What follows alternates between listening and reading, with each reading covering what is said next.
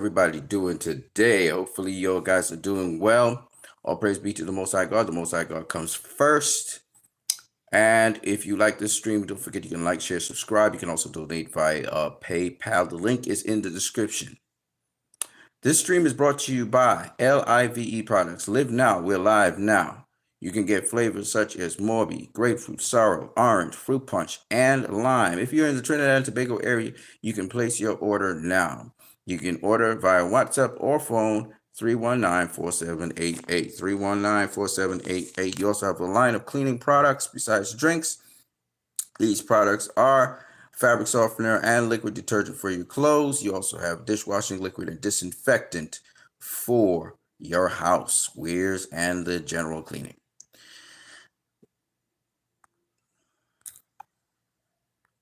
Want to talk a little bit about Restore the Snyderverse, and then we're also going to talk about taking action, how we can specifically do certain things which can result in positive outcomes that we want. So let's get into that. First of all, Restore the Snyderverse is constantly being paraded on Twitter. I have some of it in bookmarks here. So John Baker, he's been posting stuff as well as Vinny. And John Baker, he's talking about, again, how good a job Darkseid is that we saw in Zack Snyder's Justice League. And Zack Snyder's Justice League pops up a number of times up in here. So let me just try and get to that real quick for you guys. And I really am happy that the Snyderverse is still going and we're still talking about it, because it's great when these things happen. It shows the traction. Senate House says 2 years today, Henry Cavill shook up the world with the announcement of his return as Superman. Henry Cavill says he's back as Superman. And this was Senate House, and we have a little bit of information from Senate House concerning something that some of the fans will enjoy. KG Crossover says, imagine DC made a live-action Superman film from cartoons. Now, some people will take this and say, oh, what are you talking about?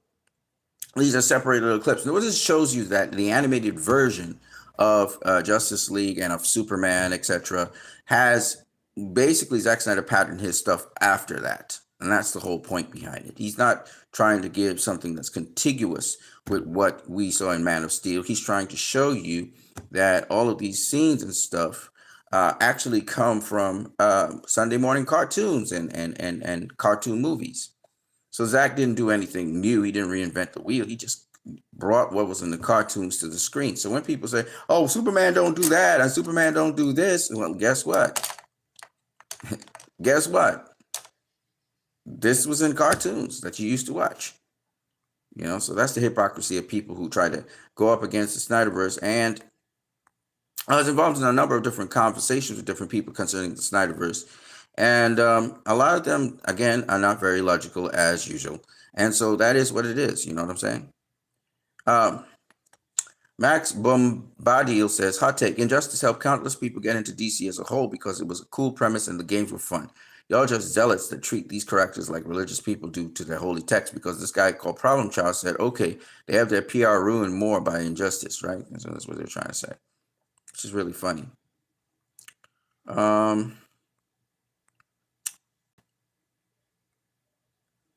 I don't really have a lot of time to talk with you guys, so I'm going to try and wrap this up really quickly. What I've noticed, one more thing about Restore the Snyderverse. Here it is here. This would slap so hard in theaters, the audience would erupt at this scene. This is when Superman came at the end there, protected Cyborg, and then proceeded to kick Steppenwolf's ass. This was great. Again, I want to see Zack Snyder's Justice League in IMAX theaters. I want to see Zack Snyder's Justice League and for the world to see Zack Snyder's Justice League in theaters, even though now the release of Zack Snyder's Justice League was already 3 years and something since it was released. I still think that it should be seen. A lot of DC stuff is not doing well with Warner Brothers, and that's because the mandate that we gave them to restore the Snyderverse, they never listened to us. And they will have to inevitably, or someone will have to inevitably listen to us. Here's a little scoop from Senate House. Now, I don't know how true this scoop is, but Michael DeLuca and Pam Abdi have officially approached Warner Bros. About releasing the air cut of Suicide Squad on HBO and Max. The idea previously was turned down by Warner Bros., but now being considered by the company outside of DC Studios. This is interesting. I do think that Abdi and DeLuca, if Warner Brothers gets saved, it's because of those two.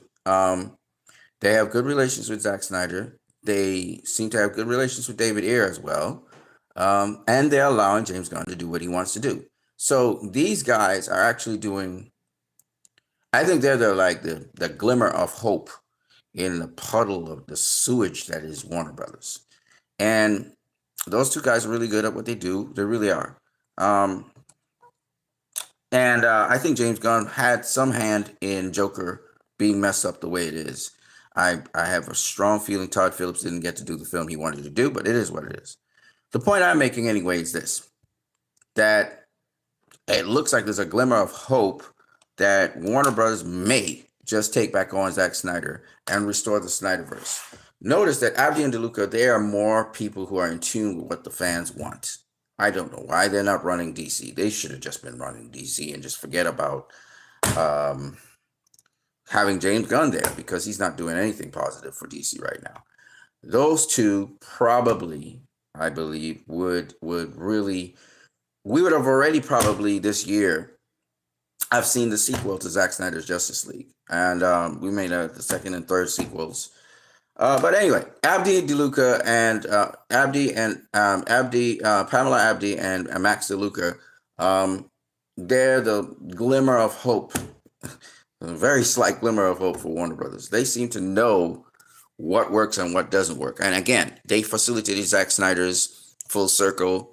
I really believe these two could do something, but they're not given, their hands are kind of tied when it comes to the comic book movie aspect. They're getting to do whatever they want to do in terms of other movies that Warner Brothers is doing. But when it comes to DC, they seem to still have to go through James Gunn or whatever. But it looks like they want to kind of navigate around James Gunn to get these movies out. And we'll see how that works, and how successful they could be, So anyway, having said that, I thought that was a lot of positive news there. Now, again, that's a rumor, so I don't know if that's verifiable, true or not. I don't know what will happen.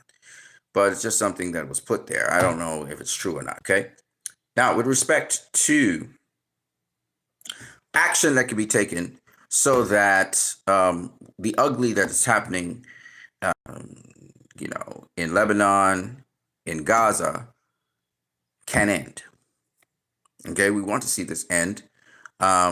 We also want to see, to be honest with you, a lot of people are hostile towards Israel as a state. They are very hostile towards Zionists and Zionist Jews as well.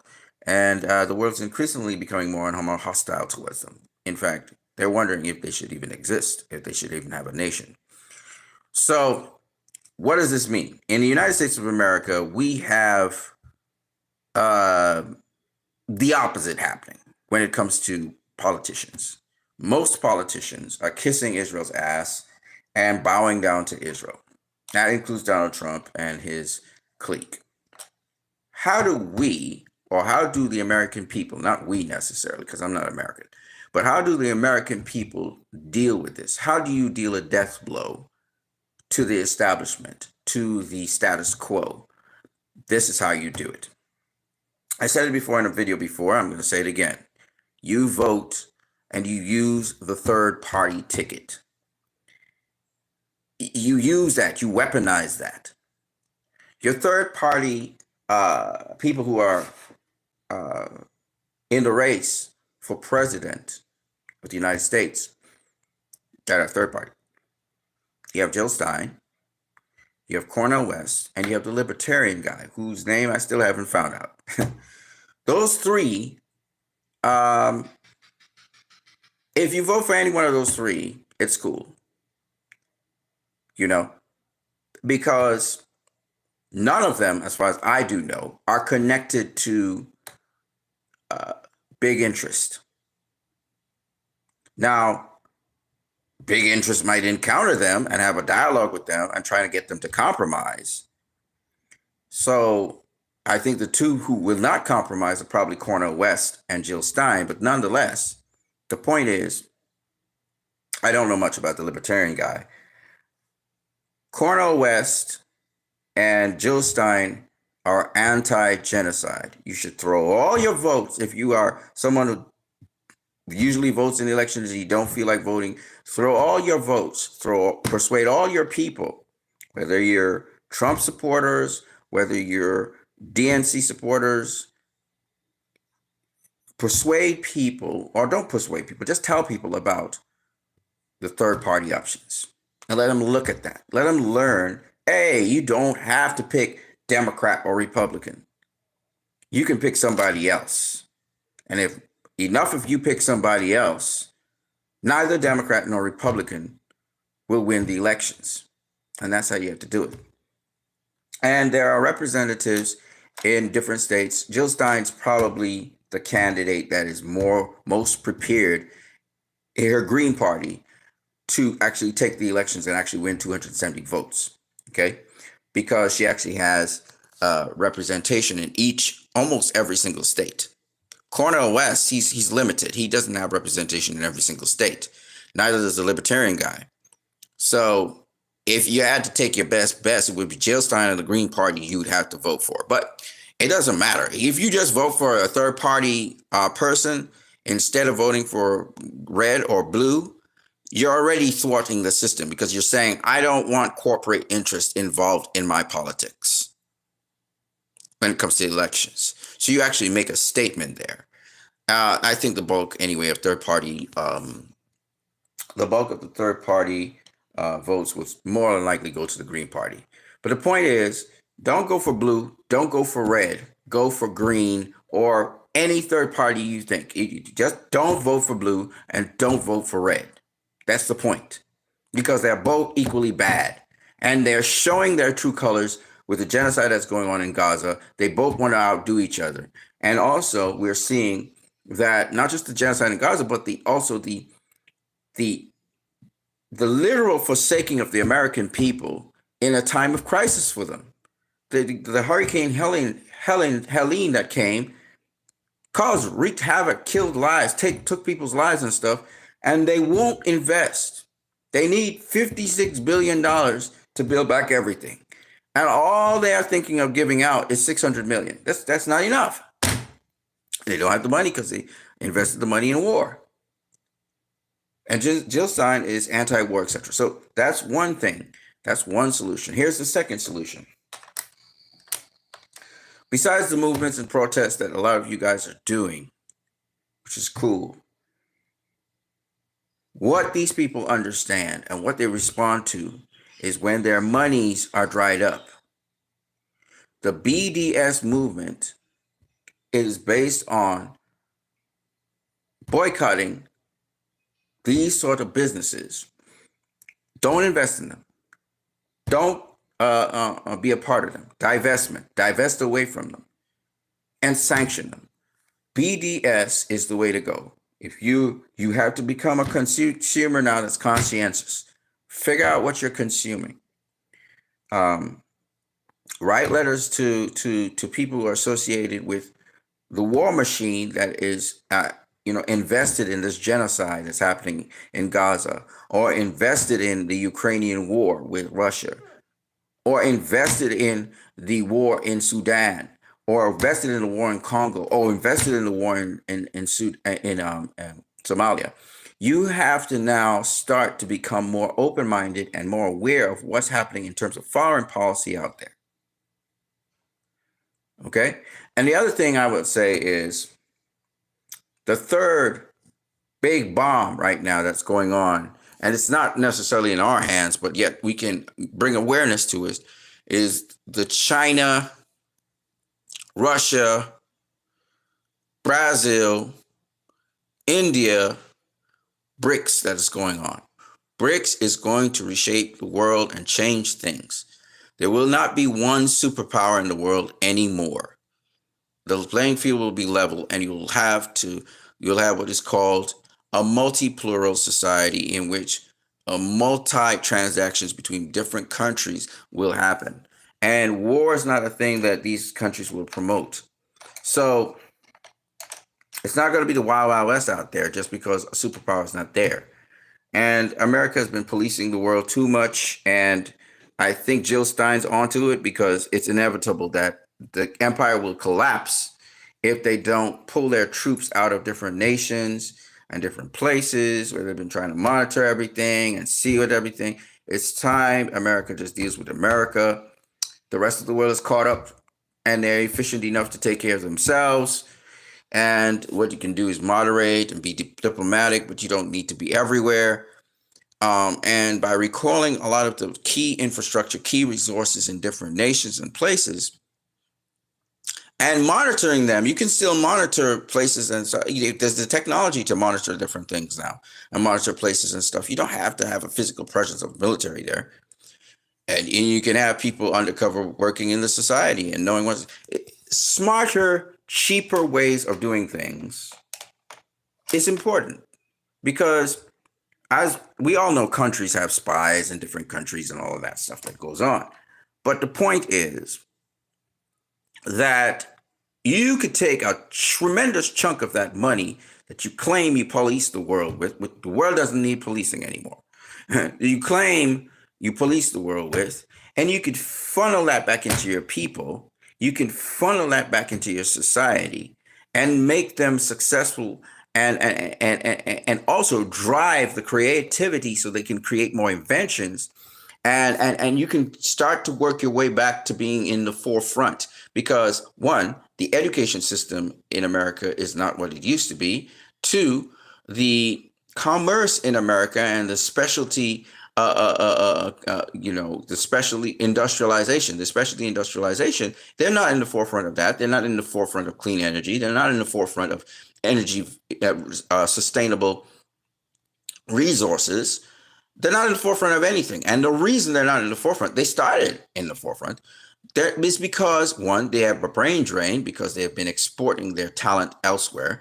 Two, it's because their education system has been diluted down to funnel people into corporate interest instead of developing the brain power that's necessary and the human resource and brain power necessary to be in the forefront of the world. China got it right. America has not gotten it right. They're messing up big time. And they think by using their military might, their muscle, they can force other nations or destroy other nations so they could stay on top. And that's just a stupid way to do it. If you have to compete with other nations, competition's good. You may not win initially, but eventually you'll win, just like how you have the Olympics. America doesn't win everything. It doesn't win soccer. It doesn't win every single sport out there. But as you develop, those people will push you along to get you better. And that's the whole point behind the thing. China understands that. And that's why it's the economic power in the world right now. They're doing better than everybody else. What America, instead of trying to make them your enemy, you should be learning from them. You should be trying to pick up what they did to get where they were so that you could do that, so you can start to compete with them in an effective way instead of trying to do tariffs on them. And you're constantly trying to keep them down and keep them back. It's stupid. That is an oppressive way of doing things. And it's because America, the empire, has been constantly trying to have a hegemony, trying to be the only world power out there and stay that way. And in order to do that, because they can't keep up with everybody else, they've been trying to use military might and all kinds of evil acts of deception to try to turn civilizations against each other. And China was smart enough to not be influenced by anything outside of China. So they locked down their internet, made sure that no propaganda could get into China. And because they did those protective measures while they were growing, now they're in a position where they can invite people from outside. Now they're in a position where they can open up the internet to whatever, because the people are trained and indoctrinated in surprisingly sensible ways so they become more efficient. And they've been exporting their people all over the world. We have Chinatowns everywhere, right? So China had a plan and they're running their plan, and you can't now want to bully them and try and beat them down because they're successful at what they did. So BRICS is the fourth thing that makes a big difference. Anyway, what I'm trying to say is our role in the Western world and our role as citizens of the world is to ensure that we have the people represented. It's very important that people have a say, the masses, not some oligarch somewhere, not just this concentrated small group of people making decisions for everyone. That's not cool. So we have to find a way to be able to overshoot that. And I think this is part of the revolution. It's not the revolution. I think by bucking the system, the electoral system, we can actually have a much deeper impact. I talked to John Baker, who believes in Donald Trump, and he believes in Donald Trump. And I mean, Donald Trump did a lot of good things. Don't get me wrong, but he's part of the system too. And he's going to stay in line. You got to get somebody who is absolutely not a part of the system, is completely out of it, and who has ideas and plans that can implement something different. You know, Donald Trump wanted to drain the swamp. He didn't get very far, okay? Because he of himself probably had ideas that he would have carried out, but he had advisors, and he has an advisor right now. His VP is as corporate as they come, you know, financed, you know, through these corporate oligarchs. So it's not going to work. If you want someone who cares about the people, not someone who can interface well with the people but doesn't do anything for them, you've got to go with a third party. So guys, go do your homework on the third party candidates. I think there are only 3 of them remain standing, and see which one you want and go after it. I'm not going to be very specific about who you should vote for. I think, me personally, if I was to vote, I would vote for Dr. Jill Stein. I think she has everything lined up well. Now, I hope she doesn't betray us, and when she gets into office, she toes the line. But quite frankly, she's one of those people who's been on, fighting for civil rights and fighting for freedoms of many different people. So hopefully, if you guys are going to vote for somebody who you think could actually go all the way in terms of third party, it's Jill Stein and the Green Party. But if not, just vote for a third party. All right, so that's what I got for you guys right now. Remember the 4 different things. If you want, you can run back the video. I am Christ, I am disciple. God bless you guys, all of you. I got lots of love in my heart for you guys. So I hope everything works out well. I'm out of here. Peace.